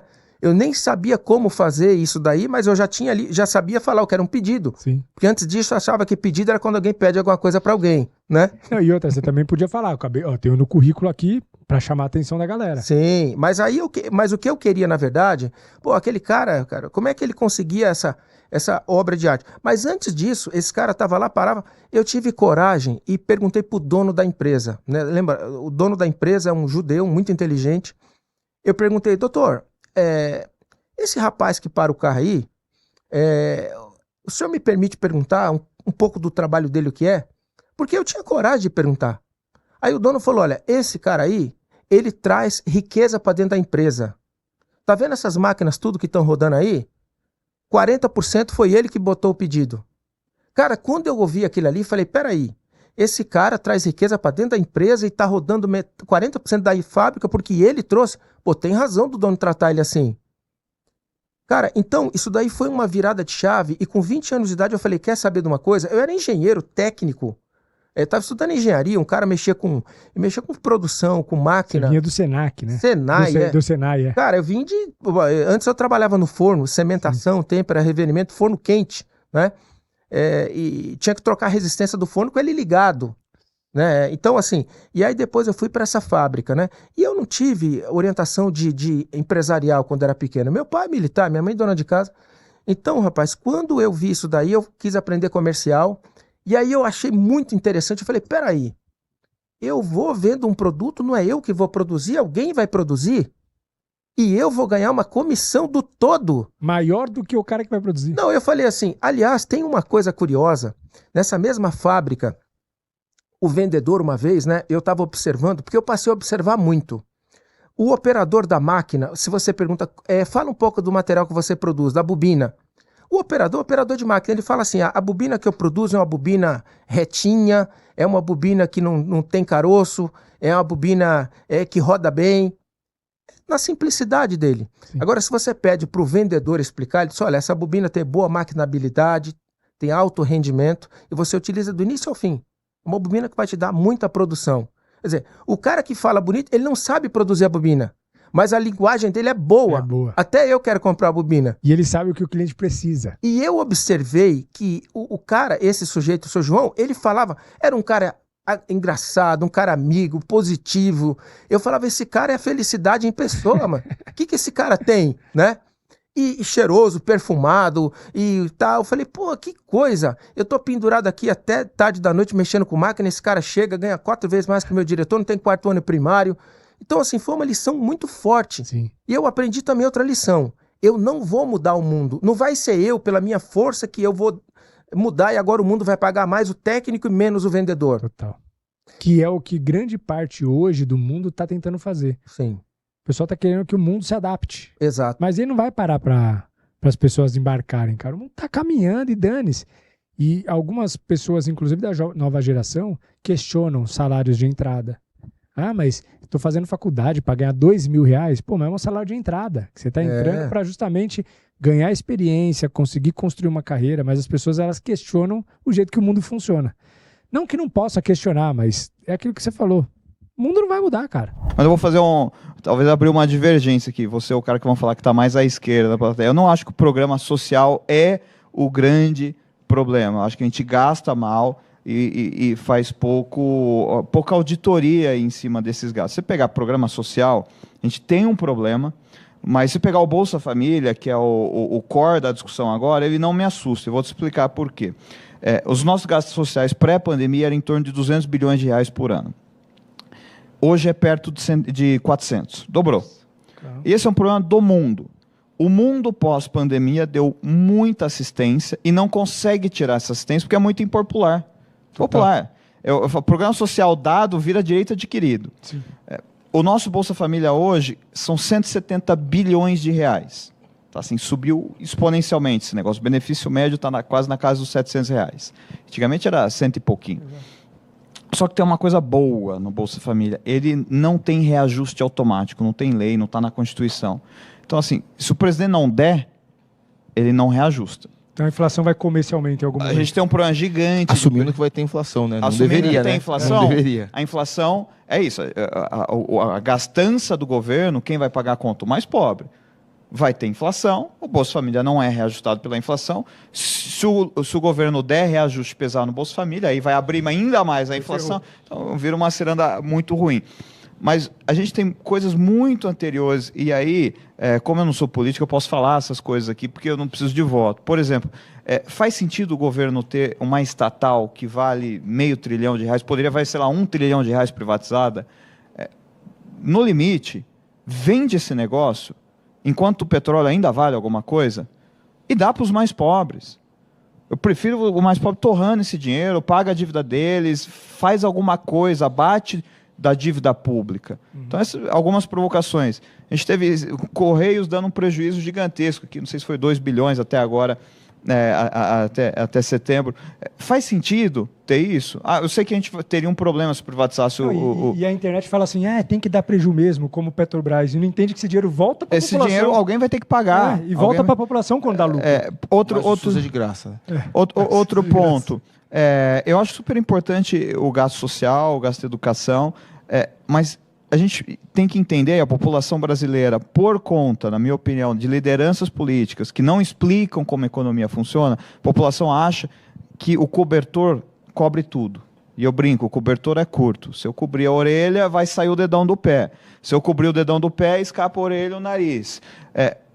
Não dá para eu fazer tudo. Então, algumas reflexões precisam ser feitas. Por exemplo, faz sentido eu gastar 170 bilhões de Bolsa Família ou talvez eu corto 10 bilhões, não é nada. E faço um programa, por exemplo, de outorga negativa para incentivar grandes players a fazerem os projetos de infraestrutura que o Brasil precisa. O trem-bala teve um lance. Nossa. Ninguém quer vir para cá. É caro, é inseguro do ponto de vista jurídico e eu ainda tenho que pagar uma fortuna para entrar. Faz sentido? Será que o pobre não seria mais beneficiado se a gente não pegasse um pouco desses recursos e incentivasse a iniciativa privada a fazer os investimentos? Falta estrada. Você pega no sul, a BR-101 está totalmente estrangulada. No Nordeste tem um monte de coisa que tem para fazer. Será que isso não...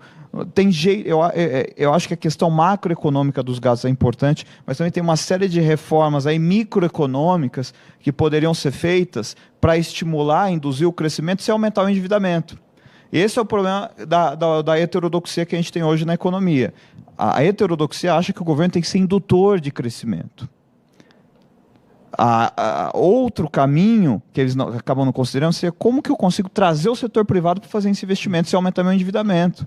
Liderar a equipe de escritório, pessoas que já cresceram dentro do universo um pouco mais administrativo, de vendas, ou pessoas até que possuíram uma instrução em casa, de uma família presente, como você teve, né? Uma família com baixas condições financeiras, mas uma família presente, que já é fundamental isso na vida de uma pessoa.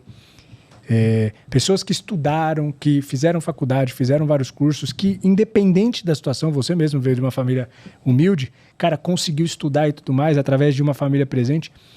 É diferente de uma galera que trabalha em chão de fábrica, que trabalha em obra, que trabalha em construção civil, que muitas vezes, cara, a gente sabe que a construção civil ainda tem até em algumas situações regimes análogos à escravidão e tudo mais, que aqui em São Paulo eu acho que é mais difícil, mas a nível Brasil tem pra caramba.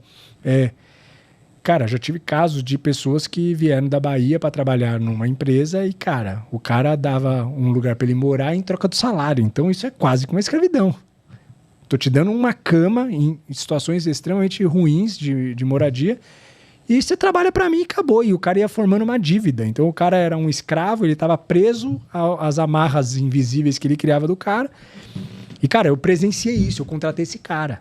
Tirei ele desse negócio. Inclusive eu avisei, você tá... Ele veio fazer entrevista comigo, quando ele me contou essas coisas, eu falei, cara, sai de lá sem falar que você vai sair. Porque entendeu? A gente puxou o cara. Eu quase falei o nome dele aqui, mas não posso. Mas ele não tá mais com a gente, mas a gente libertou ele dessa situação. Então, tipo, cara, é maluco, tá? E a gente enfrenta, cara, problemas assim, cara. Marcelo, você sabe disso que eu tô falando, que você vive isso aí, cara. A gente faz campanha de conscientização contra a violência doméstica. Para eles, por mais louco que eu vou falar aqui, mas isso é o retrato do Brasil, esse é o retrato da pobreza, esse é o retrato da falta de família presente, de pessoa... Cara, não necessariamente que a pobreza quer dizer isso, mas essa desigualdade maluca que a gente vive e tudo mais. Cara, a gente faz campanhas lá de conscientização contra a violência doméstica. Porque bater em mulher não é normal. Por mais maluco que isso possa ser. A gente faz campanha contra o absenteísmo. Porque você não pode faltar sem avisar. Exato. Por mais que tá acontecendo uma coisa, cara, tem que avisar. Deu um BO aqui, eu não vou hoje. E isso, no escritório, quando eu comento com alguns amigos que tem pessoal mais de escritório, assim, eles falam, cara, como que você permite isso? Eu falo, cara, não é questão de permitir. Se eu demitir um cara que faltou do nada e não avisou, eu não vou ter funcionário, porque na Peãozada isso é quase que normal. E um grande detalhe, às vezes aquele cara precisa de você. Exato. É uma troca.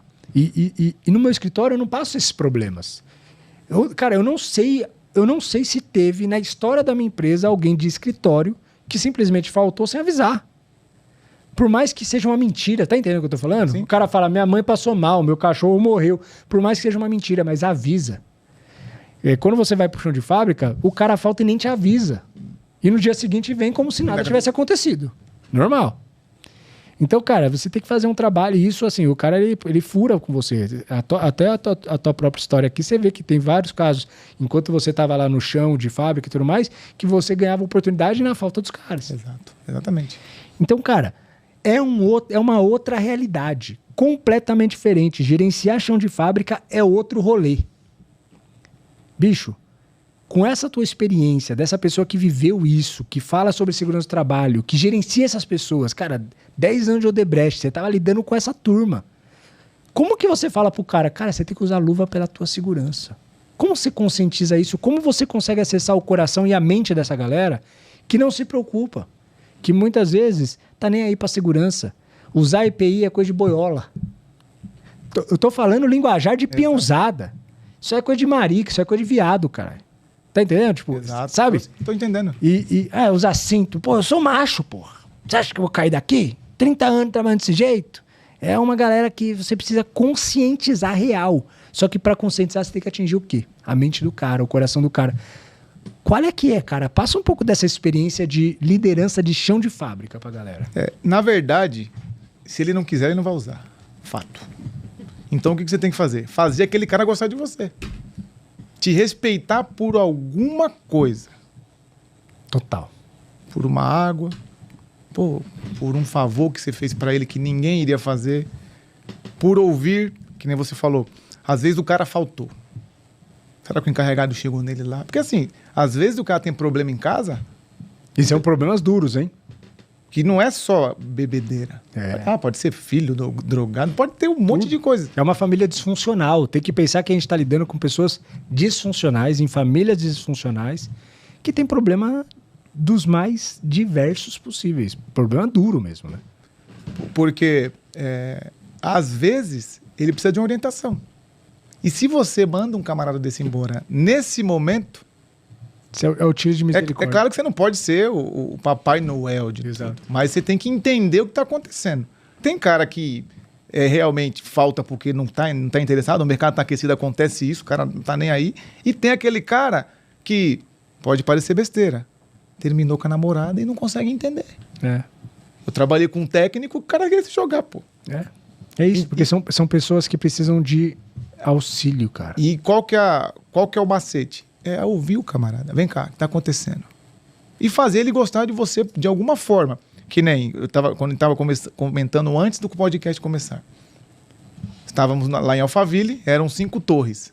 Ficou uma torre para o técnico que era o Júnior, para uma que era a pleno ficou para mim e a sênior ficou para o outro técnico. Em determinado momento, como o camarada dele já é sênior, então ele...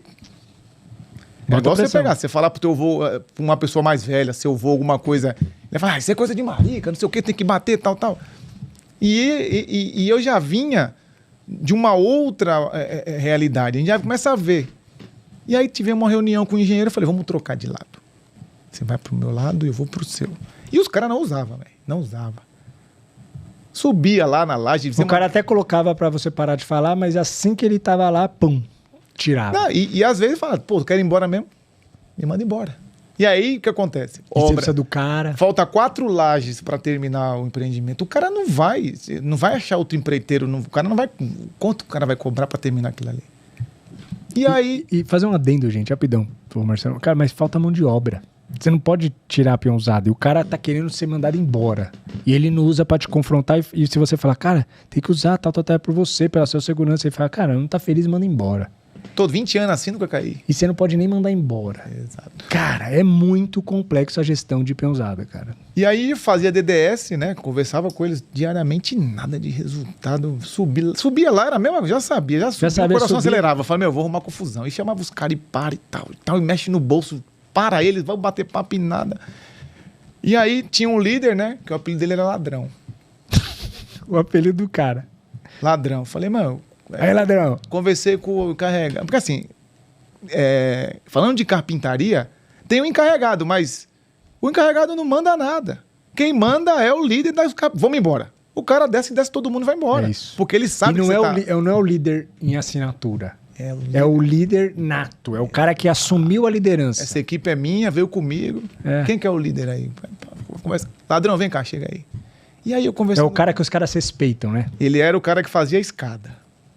Aí eu conversando com ele, eu via lá, olhei e vi uma garrafa de café. Toda. Aquelas. Não era bem uma garrafa de café. Era aquela garrafa térmica, os caras botavam café, mano. E tal, hein? Falei, tive uma ideia. Falei, ladrão, eu conversei com ele e tal. Não, mas não sei o quê, não sei o quê. Falei, ladrão, vem cá, vamos fazer o seguinte, ó, me ajuda que eu te ajudo, cara. Eu vou mandar embora. Meu chefe chega aqui e tá sem proteção, vocês estão tudo solto. Pô, eu sei que você não tá feliz, mas, pô, não dá pra me prejudicar. Vamos fazer o seguinte, vamos fazer uma troca. Eu trago essa garrafa de café pra você todo dia. cheia. Só leva ela lá quando terminar hoje lá, deixa na minha sala que eu vou pedir pra Dona Maria dar uma lavada nela e botar o café. Fresquinho, quentinho. De manhã só, de tarde não. Beleza? Cara, se eu vou te falar que isso mudou. Eu não sei, se eles me viam, colocavam o EPI. Eu sei que eu chegava lá, você pegava um ou outro. Primeiro dia que eu levei a café... Na verdade, assim, eu falei que levava, mas na verdade ele tinha que levar e de manhã passar pra pegar. Falou, cadê minha garrafa? Falei, aí? Falei, não, não é essa não. Falei, pô, ela lavou. Que da hora. E é isso, você deu condição pra eles. Falou, pronto, agora a tia da obra vai fazer seu café. Mais um exemplo. Tinha um cara chamado, assim, não me pergunta o nome. O apelido dele era Documento. Porque ele não falava documento. Me dá meu documento aí. E pior que isso é muito de não obra, tem, né? o cara documento vira documento. E aí, pá, conversando com ele, cheguei. Tava conversando com ele, pô, roubaram meu carro, bicho. Ontem eu não consegui ligar no seguro, tal. Não... Como que ele conversa com a mulher do seguro? Documento, não sei o quê. Falei, vamos lá, faz assim, vamos lá na minha sala. A gente liga lá no telefone da empresa e a gente explica. Eu tive que me passar por ele porque ele não tava conseguindo. Marcelo, sabe que é louco? Porque, puta, isso é muito real o que você tá falando, meu. Vocês não têm noção como pro documento ligar pra resolver esse BO é quase que impossível. Exato. Na cabeça do cara, ele não tem nem noção. Ele às vezes deixa de pedir o ressarcimento do carro dele só pra não ter que passar por um call center que não sabe nem se comunicar. Exato. A gente tá falando de uma coisa muito dura da realidade brasileira que eu só descobri quando eu fui pra construção civil, porque eu tava numa bolha de que é pessoas semi-analfabetas. Que por mais que elas não sabem se comunicar, elas não sabem trocar ideia, sabe? É quase que um linguajar diferente. Quando ela liga num call center e começa a ter aquelas perguntas, ela começa a entrar em pânico. Exatamente. E ela evita aquilo até mesmo para conseguir os direitos dela de ressarcir o carro. Ela prefere fugir disso. Então, cara, o que você tá falando, cara, é assim, chamar o cara na sala e falar, deixa eu resolver pra você. Cara, o cara fica grato a você pra caramba. Porque ele fala, meu, esse cara tá comigo. Puta, é muito legal o que você tá falando, porque isso aqui é a base de você trazer pra peãozada dignidade. Tá ligado? Você traz dignidade pro cara. Você ensina dignidade, você dá dignidade pro cara. Uma garrafa de café limpa, com café fresco todo dia, é dignidade, bicho. Um copo de água que você oferece pro cara é dignidade. Só que esses caras são invisíveis na sociedade, marginalizados. Muitas vezes o cara nem vê. Sabe? Se ele entra no restaurante, dependendo do restaurante, olham feio. Porque ele tá sujo. Exato. Você tá dando só dignidade. O que deveria ser obrigatório na sociedade. Mas essa porra dessa sociedade não funciona desse jeito. Eu vou fazer uma pergunta aqui, se você não quiser responder, porque isso pode tocar numa... Mas assim, como que é gerenciar ego? Isso lá, né? Porque, cara, gerenciar ego já é complicado. Sim, muito. E aí família, eu tenho o mesmo direito, etc. E, cara, eu nem sei de histórias nenhuma da sua família, mas, cara, família. Não tem como não ter. Não tem como não ter atrito. Só por existir o fator empresa e família já tem. Como que vocês lidam com isso aí, cara? Assim, ó, não é fácil, óbvio. O maior problema de você ter uma empresa familiar é que, primeiro, é muito difícil de dizer verdades na mesa. Algumas verdades, e isso a gente foi percebendo ao longo do tempo. Muitas verdades que não foram ditas na mesa, com o passar do tempo, aquilo começa a virar um monstro. Aquilo vira um monstro. As conversas difíceis começam a se tornar desafiadoras. Exatamente. Fala, gente, em algum momento, alguém tem que meter o dedo na tua cara e falar, cara, você tá errado. Exato. Mas pera, mas me fala que eu tô errado, mas me mostra onde, de forma técnica, o porquê. E outra, não é emocional. Não, e outra, você não pode dizer, ou melhor, falar, ó, você tá errado.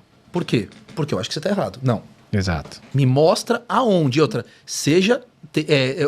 eu sempre que eu vou criticar algo, eu costumo dizer que toda a crítica tem que ser muito bem direcionada e com riqueza de detalhes. Aonde você errou? Cara, tem que ser cirúrgico o comentário. Aqui, por causa disso, e me mostra qual que é o certo. Você deveria ter feito assim, feito isso. Todo mundo pode até te falar, não, nem fudendo, da tua forma tá errado. Eu falei, me deixa fazer.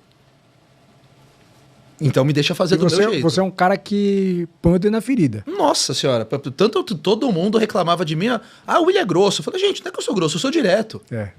Eu sou direto também, cara. Eu sou direto, eu sou técnico. Assim, alguém vai... Vamos discutir? Vamos. Eu venho com a papelada na mão. Falo, ó, tá aqui o relatório, tá aqui não sei o quê, tá aqui... Eu venho com embasamento técnico para qualquer reunião. E assim, a decisão técnica é muito complicado na empresa familiar. Por quê? Na empresa familiar tem muito o ego, tem muito... A pessoa se magoa. Exato. Olha, você errou aqui. A pessoa se magoa. Gente, não é pra se magoar, caramba. Só que é trabalho. Assim, ó, eu consigo separar muito bem. Eu também. Meu sócio também. Do portão pra dentro, não tem família. Do portão pra dentro, eu sou profissional. Isso. Pra bater e pra apanhar. Do portão pra fora, vamos fazer churrasco, vamos comer pizza, vamos tomar cerveja, vamos fazer qualquer coisa. A gente lá é maluco, porque algumas pessoas até estranham. Eu e meu sócio quebrando pau numa sala de reunião e a gente sai pra almoçar dando risada.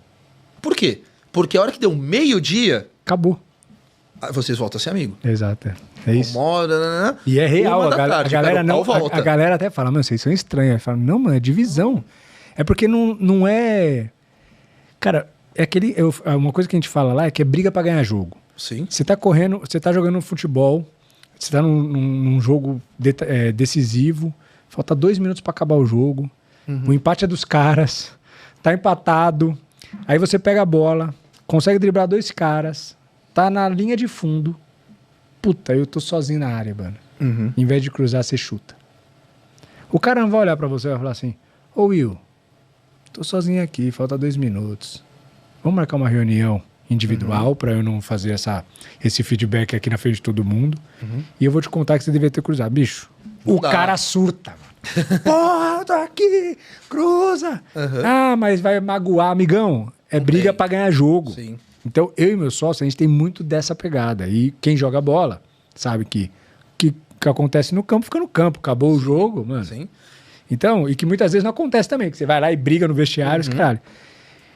Então, cara, eu fico imaginando isso, porque eu passei por um negócio assim, eu já fiz a besteira de contratar família.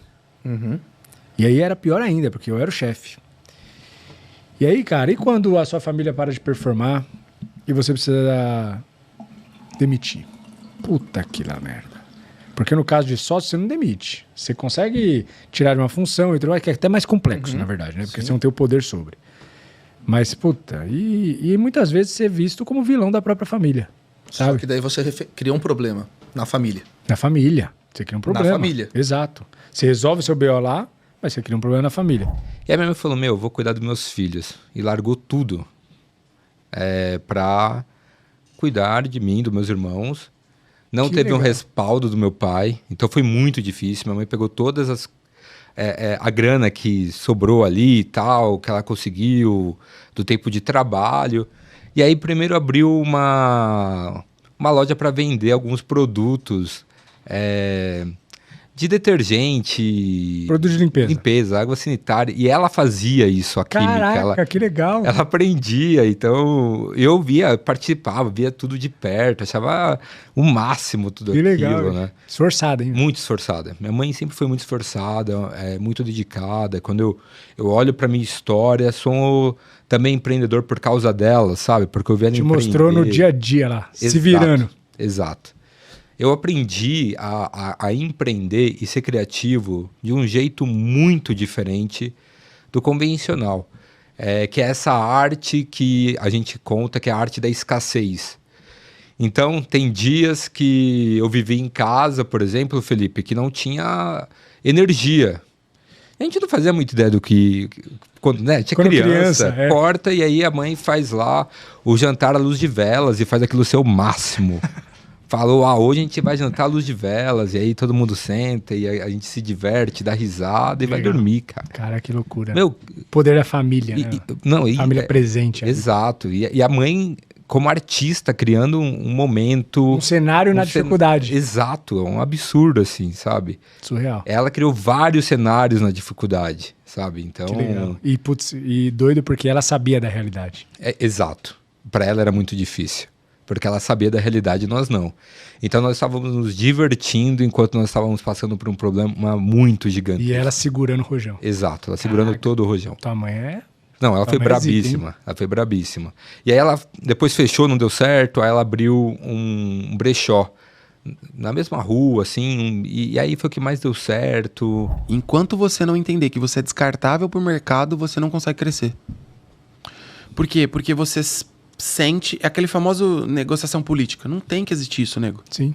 Porque parece que você vai oferecer algum produto ou serviço pra pessoa como se ela tivesse o dever de te retribuir. Ela não tem dever de nada, não. Ela só vai te contratar a partir do momento que você estiver resolvendo para ela, sanando uma dor ou uma necessidade e tiver dentro de um custo-benefício legal, velho. É muito bacana a gente olhar para a experiência do cliente, é muito bacana a gente olhar para a embalagem do negócio, para a roupagem, para a entrega, para tudo. Mas se você não entender que dentro de toda aquela gama, de todo aquele ambiente, de todo o sistema, você é descartável, você não consegue crescer porque você é emocionalmente fragilizado pelas situações. Total. Você não sabe lidar com perdas. Você não sabe lidar com adversidades. Você não vai saber lidar com dívidas. E não tô falando que você tem que sair fazendo dívida. Mas em algum momento pode acontecer situações, cara, que não é porque você quis, mas infelizmente por erro, por maturidade, por falta de experiência, aconteceu, velho. E tudo bem. E tanta gente não sabe lidar com dívida. É isso, cara. E assim, então aprenda. Você é descartável. Primeiro ponto. Você é descartável. É bom isso, porque isso é libertador. Essa é a palavra. Não é? Libertador. Quando você percebe quando você percebe, não, quando você se dá conta, você percebe, mas absorve de fato, porque todo mundo acha, quando a gente pensa de forma teórica, todo mundo sabe que é pequeno, inferior, tal, mas quando você absorve isso, você fala, nossa, cara, eu sou uma sujeirinha no mundo, eu não tenho a menor importância. É isso. Sabe? Da mesma forma que isso pode ser um peso, não deixa de ser libertador. E é muito louco porque assim, ó, cara, fato, te liberta. E quando você não entende isso, quando você não tem essa compreensão disso, vamos falar de negócio, vai. Quando você não tem essa compreensão, o que acontece? Você deixa com que... Imagina duas esferas. Você tem a esfera de dentro, que é você. E a esfera de fora é o ambiente. Cara, enquanto o ambiente tá falando que você é ruim, beleza. A partir do momento que você deixa com que o ambiente está fazendo entre na tua esfera, ferrou, velho. Ferrou. É isso. Vamos fazer uma analogia pra galera entender. Futebol. Hoje a gente tem o futebol, que hoje é um puta negócio, um puta business no nosso país, mas que mexe com o emocional de muita gente. Demais, inclusive. Tem gente que briga na rua, mata por causa de futebol. Não, eu já fui um idiota desses, hoje eu me libertei. Então o que acontece? Quando você não entende disso, quando você não tem essa coerência, entender, e essa narrativa interna com você, que, porra, você é descartável, e se o Felipe trocar o José pela Grazi, tá tudo bem. Se o Felipe trocar a Grazi pelo Thiago, tá tudo bem, você se frustra. Por que você se frustra?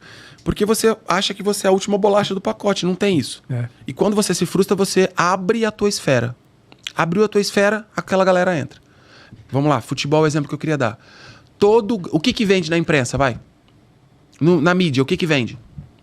Fofoca. Notícia ruim. É. Notícia boa não vende. É. O que eles buscam? Um time que tá bom, o cara vai bombardear de notícia ruim. De que o fulano tá negociando com o ciclano, que o outro brigou com não sei quem, que o outro saiu com a mulher do outro, que o outro tá fazendo corpo mole porque tá na reserva, que o outro quer não sei o quê, que o patrocinador não sei o que tem. Vira uma série de coisas. Qual que é o objetivo do líder? Do caso do treinador, mas não só o treinador fisicamente, mas a esfera... o papel do cara que tá tocando aquilo, de blindar. O quê? Blinda, nego. É. Por quê? Porque enquanto aquele não blinda, todos somos um, funciona. A partir do momento que entrou uma coisinha, puta, realmente o Felipe tá ganhando mais que eu e ele tá jogando muito menos. Aquilo, a gente é humano, contaminou. velho. Entenda que nós somos humano, carne e osso. Feito de razões e emoções, e tá tudo bem. Gravei até um vídeo disso vindo pra cá. E quando você libera isso, quando isso entra, aquilo se torna a tua verdade. É. Aquilo estraga grupo, aquilo derruba técnico, aquilo destrói futebol, aquilo acaba com equipe, acaba com todas as conquistas. E a mesma coisa no eu. Se você permitir que aquele exterior entre e você assuma aquele papel, eu sou menor, eu sou pequeno. Porque o José tem isso. Mano, eu não tô falando algo que eu vivi essa porra. É. Eu tinha na minha cabeça que eu era obrigado a fazer 3, 4 vezes mais que todo mundo, porque eu era menos que o cara. Se o cara carregava um celular, eu tinha que carregar 15, porque senão eu era menor que o cara. Eu não seria aceito. Sim. Por quê? Porque eu não entendi que eu era descartável. Eu não entendi que eu sou humano. E eu não entendia, num contexto geral, que cada um tem o seu talento e tá tudo bem com aquilo. Então aquilo entrava e se tornava a minha verdade. O que era a minha verdade? Eu sou menor, eu sou pequeno, síndrome do impostor. Eu jamais vou conseguir algo. Porra, quem sou eu para ter 200 e poucos mil, 40 mil seguidores? Então, a gente assume esse papel, velho.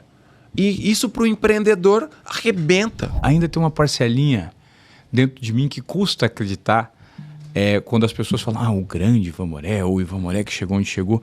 Porque eu sou essa figura que você se refere, que é o Ivan Moré e tal, nada mais é, cara, do que o Ivan Raquítico, um menino que sofreu um bullying absurdo no interior de São Paulo, nos anos 80, porque tinha um déficit de crescimento físico e hormonal. Eu fui crescer com 15, 16 anos, e dos 10 até os 15, 16, até os 14 ali, né? Eu sofri muito, porque o ponto de virada para mim foi o trabalho. Quando você fala que eu tenho uma boa comunicação, também pudera. Eu encontrei no microfone a ferramenta de transformação da dificuldade que eu vivia na época. Então eu vou para te desenhar o contexto. Anos 80, escola pública, interior de São Paulo, 10, 11, 12 anos, os meninos começam a se desenvolver. Eu começo a ter um retardo hormonal, tardio. Minha mãe me levou para fazer um tratamento, o tratamento era muito caro. E aí o que começou a acontecer? Os meninos esticaram muito, e você sabe como que é adolescente, Você né, ficou cara? Cruel, eu fiquei. E aí eu me transformei no Ivan Raquítico. Todo o intervalo eu vivia 20 minutos pendurado de ponta cabeça. Puta que pariu. E aí eu, bravo que era, ia lá e dava um murro na cara dos moleques, apanhava no final da escola. Então assim, todos os dias na saída eu apanhava, porque todos os dias eu era motivo de bullying na minha sala. Então os amigos deixaram de ser amigos porque eu perdi a vaga no time de futsal, ninguém me chamava mais pra festa, eu era o cara mais zoado da sala, eu era o anãozinho, o Ivan Raquítico, as meninas não me paqueravam mais. E eu perdi completamente as minhas referências. Eu tinha um irmão mais novo e uma irmã mais nova. Eu não ficava me queixando pra minha mãe, que sentia pena de mim. Sim, e quando as pessoas sentem pena de você, é muito ruim, né? E eu sentia que os outros tinham pena de mim. Então eu não tinha um amigo.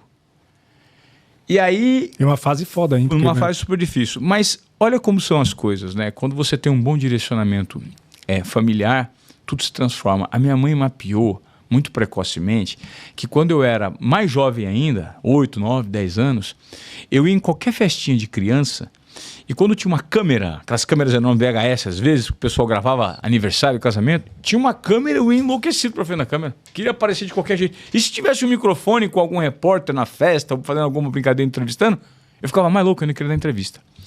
E ela pegou e me deu um Walkman. Falei assim, cara, você gosta disso aqui, ó? Esse Walkman que eu tô te dando, você sabe que é um Walkman, né? Fita cassete. Dá pra gravar. Dá pra gravar. Ele falou assim, o seu dá pra gravar. Então ela falou assim, vamos treinar. Os locutores da rádio falando, ouve o que os caras estão falando. Caraca. E faz parecido.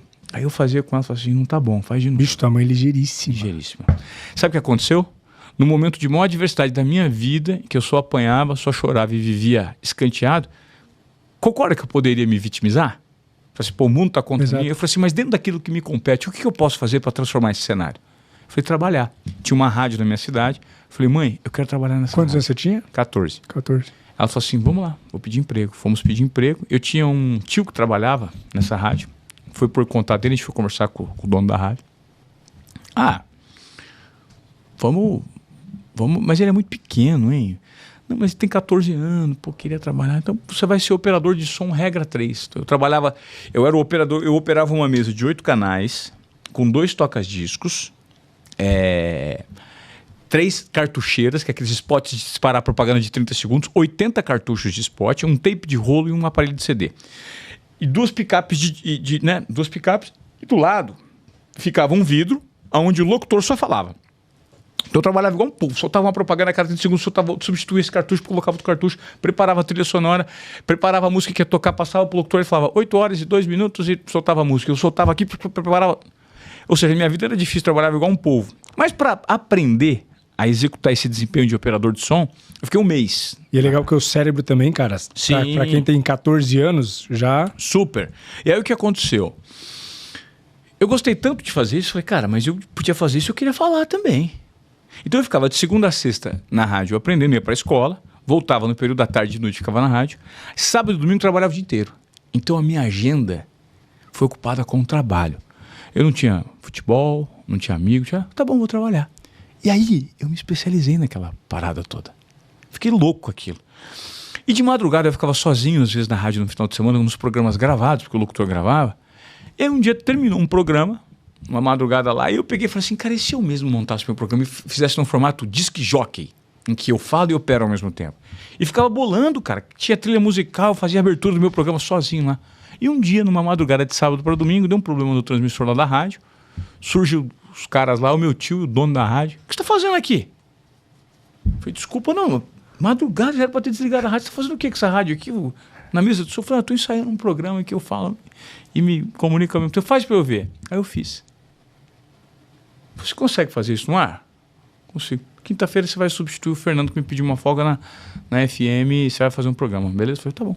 Aí nessa quinta-feira eu entrei no ar e nunca mais saí. Caraca, bicho. ZYD 882, Rádio Jovem Sul FM, sintonia 95,1 MHz, frequência modulada, canal 236, uma emissora de Presidente Venceslau, estado de São Paulo. Olá na comunicação até às 11 da noite, Ivan César, com o melhor da música nacional e internacional. Começamos com Michael Jackson, Black or White. Ta-na-na. E se você quiser pedir a sua música, ligue no 3271-1801 que eu toco pra você. Boa noite. Caraca, cara, que da hora. Dava 30 segundos, começava a tocar o telefone. Aqueles vagabundos que me batiam na escola. Fala, Ivan, tudo bem? Aqui é o Tonhão, seu amigo da escola. Fala, Tonhão, o que você quer? Toca uma música aí pra mim, cara. Você que tá falando na rádio? Toco porra nenhuma. Toco porra nenhuma. Você descontou na hora. Os caras me ligavam pra pedir música. Você tava ainda na escola? Você tinha quantos anos? Tava na escola, 14 anos. Aí as meninas me ligavam. Sofria bullying na escola todo dia, pô. Tava no primeiro colegial, oitava série. Primeiro colegial, oitava série. E as meninas ligavam. Ivan, é você? Sou. Você toca essa música pra mim? Toco até 2. Caraca, e naquela época a rádio bombada, todo mundo escutava. E aí na grande Venceslau, uma cidade de 40 mil habitantes no interior de São Paulo, eu saí de uma posição de vítima da sociedade para ser um cara que encontrou protagonismo por meio do trabalho. Do trabalho, puta lição. E foi exatamente aí que eu percebi que a comunicação poderia ser a chave de transformação da minha vida. Quando você está lá na favela, ou na escola pública, ou no ônibus, ou fazendo uma coisa que você não tem grana nenhuma, é fácil você não se achar melhor que ninguém, mas é difícil você não se achar pior que ninguém. Total. E eu acho que, por eu nunca ter me achado pior que ninguém, a minha vida toda, desde os meus... Eu comecei a trabalhar com 9 anos de idade, entregando marmita, vendendo saco de lixo, cara, tudo que dava na rua, literalmente. Mas você não se achar pior que ninguém faz com que você consiga olhar no olho de qualquer pessoa. Total. Desde do teu parceiro ali até, sei lá... Um executivo, alto executivo que você conheça. Jorge Paulo Lema, o Albir Diniz, ou qualquer grande empreendedor que eu tive já muito contato, pô, a gente sentava e falava de igual para igual. Então isso faz com que você tenha autoestima e se chegue mais longe. A segunda coisa que ela sempre falava pra gente é assim, que a gente pode ser quem a gente quiser. E eu acho que isso, cara, é uma coisa que eu tento passar pro meu filho. Eu falo, cara, você pode ser quem você quiser, desde que você nunca desista. Então assim, não é que você pode ser quem você quiser e vai ser fácil. Desde que você nunca desista, que você persista e que você estude, corra atrás, porque não vai ser fácil. Sua mãe sabe, hein? Cara, sabe. Ela era incrível, cara. E a terceira coisa que ela sempre falava é você tem que estar sempre aberto para ajudar. A minha mãe, apesar de ela não ter dinheiro para ela, da gente às vezes não ter uma roupa para colocar, ela ajudava dezenas de crianças da favela pedindo as coisas para os outros. E olha que ironia, também acho que eu nunca contei isso. Umas coisas inéditas aqui, cara. Tô à vontade. Legal. Isso aí. A minha mãe, ela sempre dizia que ela não tinha coragem para abrir a boca para pedir nada para ela, mas para os outros ela pedia tudo. Então ela saía, cara, pedindo tudo, roupa, não sei o quê, cara, tudo. E conseguia, porque ela tinha o nosso dom de comunicação. Ela fazia um baita trabalho social na própria comunidade. Cara, minha mãe fazia trabalho social com os presos, minha mãe fazia trabalho social na favela, minha mãe fazia trabalho social com as crianças. Cara, minha mãe era uma alma iluminada que... De tão iluminada foi cedo pra Deus. Foi cedo. Foi cedo pra fazer companhia. Volta. Mas olha que loucura, uma coisa que eu refleti, não, mas que eu também nunca contei, mas assim, cara, ela usava a voz dela como principal. Ela falava, enquanto eu tiver voz, enquanto eu puder falar, eu vou pedir e vou ajudar as pessoas. E aí depois ela teve um câncer e perdeu a voz. Meu Deus, que cara, mundo que ironia. louco. Que ironia, né? E nesse momento, até ela se revoltou na época com Deus, falou, poxa, mas como eu, né? E depois ela aceitou, ela era uma pessoa muito iluminada, ela aceitou e falou, mesmo sem a voz eu consigo usar vocês.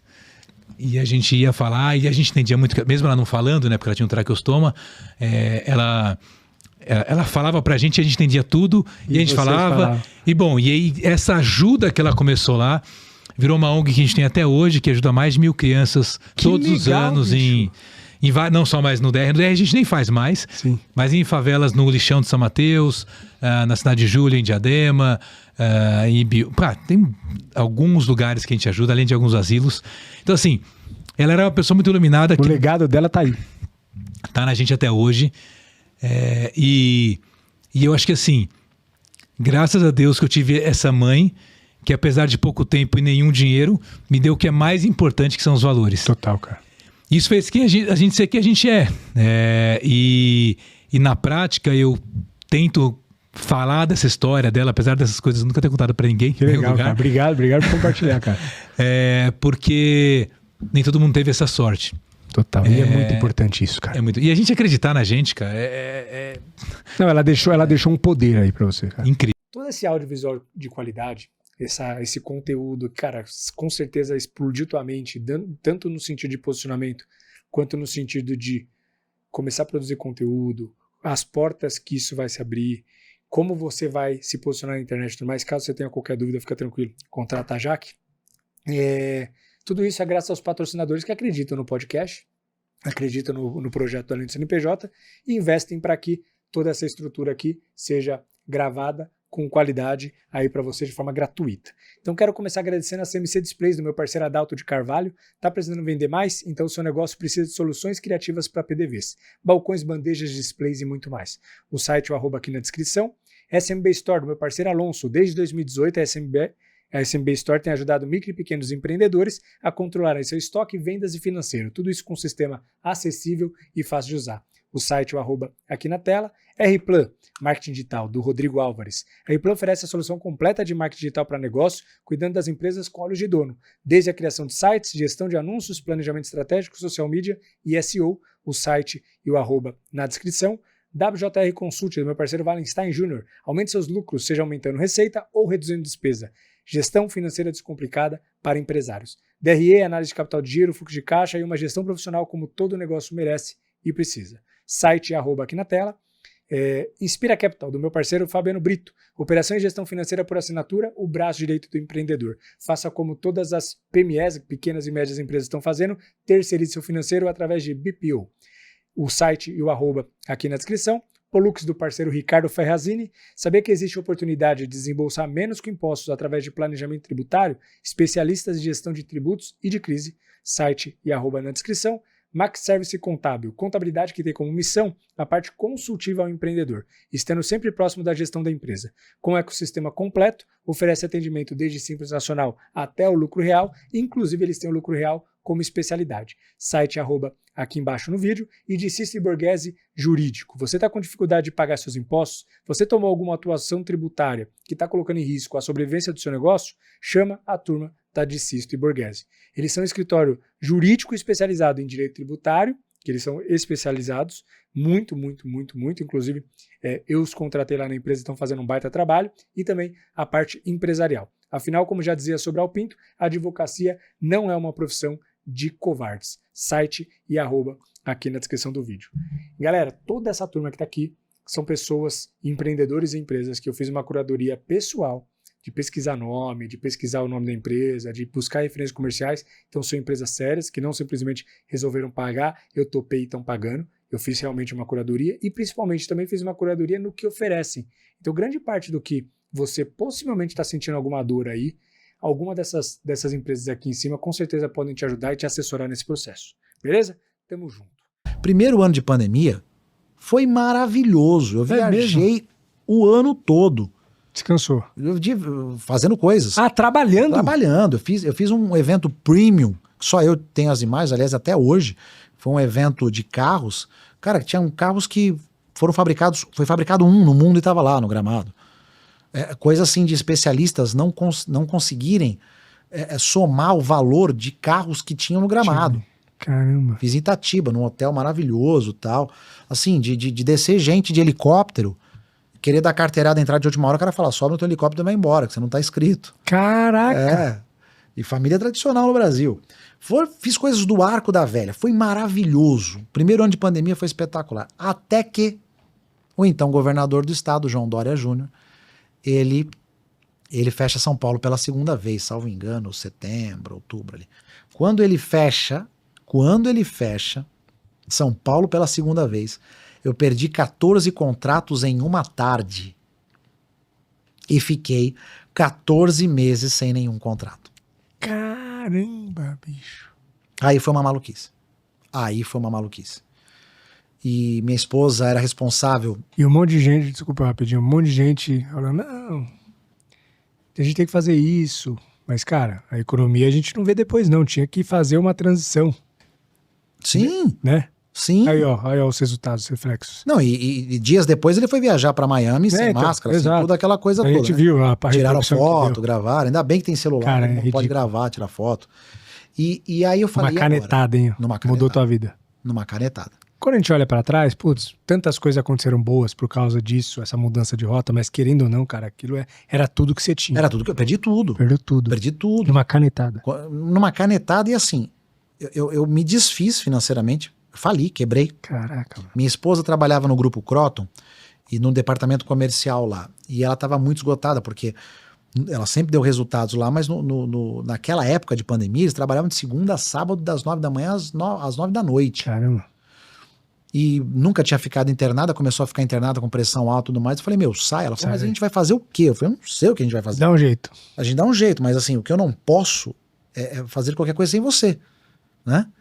E ficamos os dois, cara, 14 meses sem nada. Aí você vê a mão de Deus, né? Porque em 14 meses, cara, sem nenhum contrato, nunca nos faltou absolutamente nada. Sempre aconteceu alguma coisa que deu um jeito. Eu cheguei a ter dia assim de acabar a comida e eu falar, e agora? E alguém me ligar e dizer assim, de verdade, tá? Essa história é concreta, é real. E alguém me ligar e dizer assim, eu tive um sonho com você, eu tava indo na sua casa levar comida, eu só quero que você me responda, posso levar sim ou não? Caraca. Nunca nos faltou absolutamente nada. E foi um período de muito aprendizado, mas assim, não tinha mais de onde tirar. Aí o que eu fiz? Comecei a fazer. Porque assim, não tinha, dá um jeito, cara, pandemia tá aqui, foi um caos aqui, cara, foi um caos. Teve dia, pô, perdeu sua mãe bem no período aí. Perdi minha mãe. Você imagina pra um homem não tá botando dinheiro em casa, Sim. Pô, ver os filhos. Quando a gente vê. A gente se vira, pô. A gente dorme no chão. Né? Chegamos a ter um tempo na mudança pra Santo André que eu não tinha nem móveis na minha casa. Meus filhos dormiam no chão. Caraca. Né? Então, foi um período muito desafiador, mas que, pô, hoje é legal. Hoje me convidam em podcast e vários outros também pra contar a história. Os caras falam, pô, me inspira em você. Hoje palestra do Brasil afora por conta disso. Mas na hora a gente queria ver aquilo acabar logo. Exato. E a gente não acreditava que aquele negócio ia acabar. Como ia acabar? Chegou um momento que a gente perdeu as esperanças mesmo. Completamente. E quando você fala que você se perdeu, ainda mais nesse mundo dos negócios, quais foram os seus principais erros, cara, como gestor? É que à frente dos negócios, de fato. Eu esqueci que a métrica base de vida é assim, ó. Você se torna maior quanto menor você é. Então, o maior é aquele que serve. Então, o problema que eu enfrentei na vida pessoal com ego, com vaidade... E outra... só pra deixar um parênteses, isso nunca foi tão exposto, porque eu lutava tanto pra esconder que eu consegui esconder, mas eu me escondi junto. Exato. Então, tanto é que eu dei uma deshypada nos últimos tempos, e agora eu voltei a crescer novamente porque eu me conectei de volta. E você vai ver que é surreal, cara. Você tá louco, tá sendo exponencial. Eu tô sentindo a mesma coisa que eu tava sentindo lá atrás. É isso. Então, o mesmo ego que me pegou da vaidade ali no meio do caminho, era o mesmo ego que tava sendo transferido pra dentro de todos os negócios que eu tava tocando. Porque o maior inimigo, o maior vilão da nossa vida é o nosso ego, o nosso orgulho e a nossa vaidade. Porque o orgulho impede a gente de conseguir fazer o simples. Então, em termos como gestor, eu não estava mais conseguindo fazer o simples, porque o simples não é proporcional ao meu tamanho. Olha a grandiosidade que eu sou. Cara. Porque simples, não. Eu vou contratar 26 pessoas e o meu prédio vai ser de vidro na porta, porque eu não vou querer fazer o simples. Eu, grandioso Davi, como pode? Eu parar pra ensinar alguém, ensinar um gestor, não, aquela pessoa deveria saber por conta própria. Puta, cara. Eu tenho que ter Você tá contando uma história. Bicho. Exato, mano, isso é vaidade. É a vaidade que quebra todos os negócios, é a vaidade que quebra o ser humano e os negócios. Porque nenhum problema empresarial é da empresa. Todos os problemas da empresa são, na verdade, dos seus líderes. E o ego...